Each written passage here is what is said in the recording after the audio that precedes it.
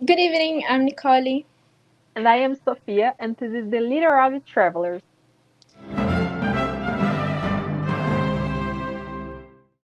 So, today we will chat a little about this week's book, Gulliver's Travels.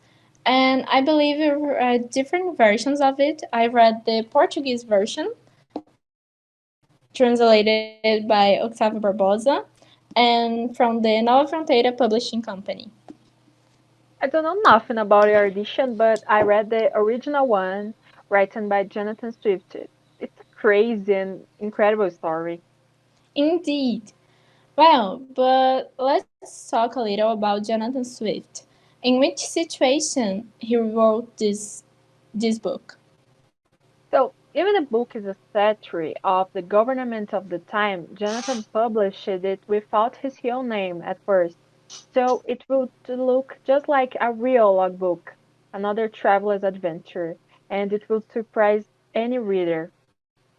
Oh, I didn't know that. I just knew that he was born in 1667 and in Ireland, but his parents were from England, so he was like high in society and privileged.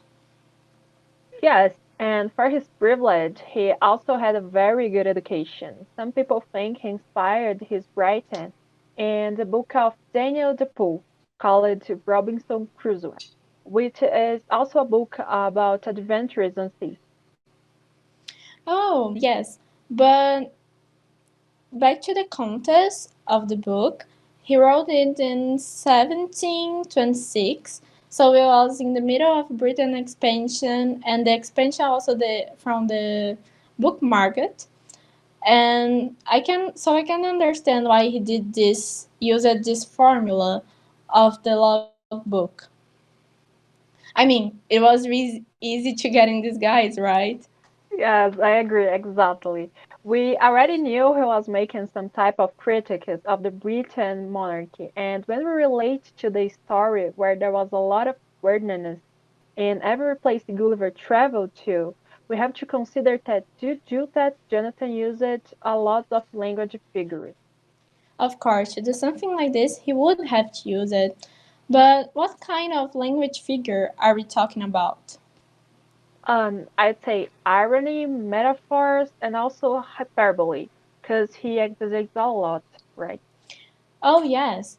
Well, to our listeners, just to clarify, we are just talking to we are just going to talk about the bits of the part one where Gulliver arrives in Lilliput, the land of tiny people.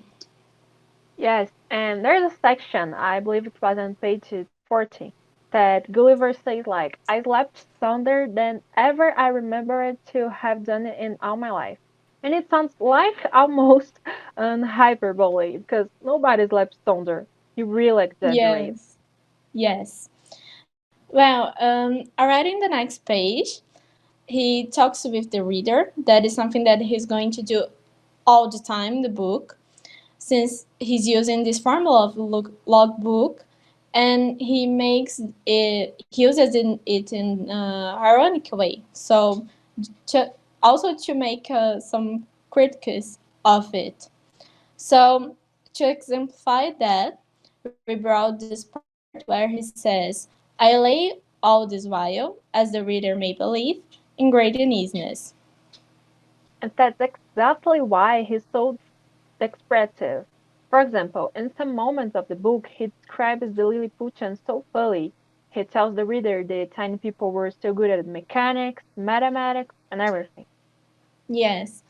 So now let's read a specific excerpt of the part one to understand what Jonathan Swift tried to do with the book. Okay, I'm gonna start reading.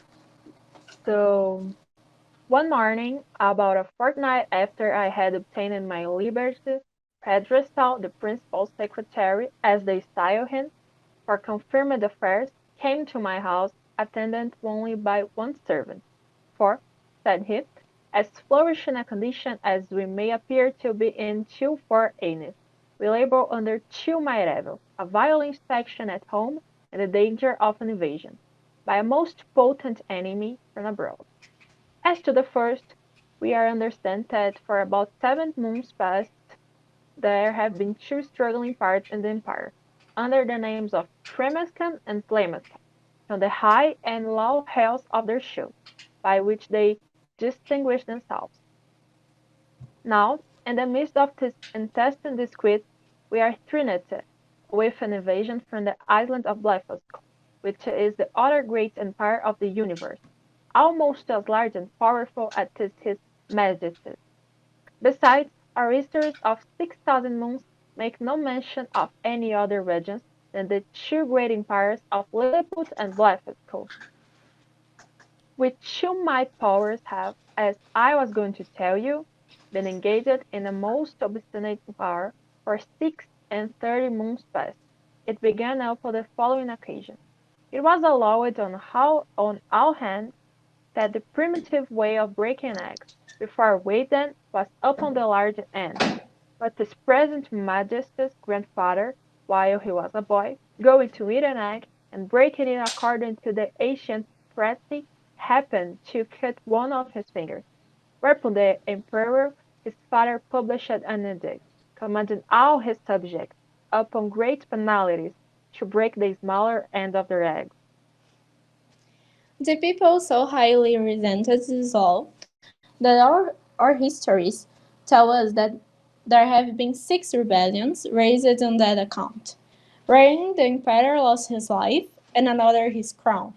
These civil commotions were constantly formed by the monarchs of Blefuscu, and when they were quelled, the exiles always fled for refuge to that empire.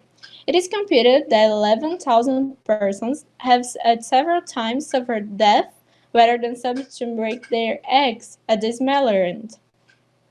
This, however, is thought to be a mere string upon the text, for the words are these: that all true believers break their eggs at the convenient end, and which is the most convenient end seems, in my humble opinion, to be left to every man's conscience, or at least at the power of the chief magistrate to determine.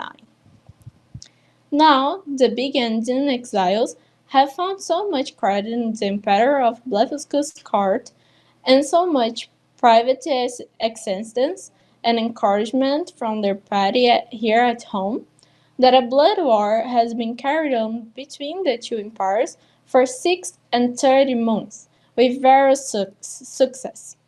I dare the secretary to present my humble duty to the emperor, and to let him know that I thought it would not become me, who was a foreigner, to interfere with the parties. But I was ready, with the hazard of my life, to defend his person and estate against all invaders. Wow, how can someone from that time be so audacious? I don't know if it is true, but it sounds like a reference by the two parts of London at the time, the Whigs and the Tories. Yes, that is on point. He mocked the political polarity from the time, and also the division between Lilliput and Blefuscu. It was something that he did to criticize the division in London. It's wonderful how a book full of criticism became so popular also for kids. I think we prove our listeners that Jonathan Swift was a real good writer. I mean, his book's timeless. Yes, it's actually very surprising how it turned it into a fantasy for children, and all the criticism went away. But yes, I agree with you, Sophia. He is indeed an author that everybody should read. Agreed. And that's all, folks. It was a pleasure, Nicole. I hope everyone enjoyed it as much as we did. It was my pleasure, Sophia. This was the Literary Travelers. Bye! Bye.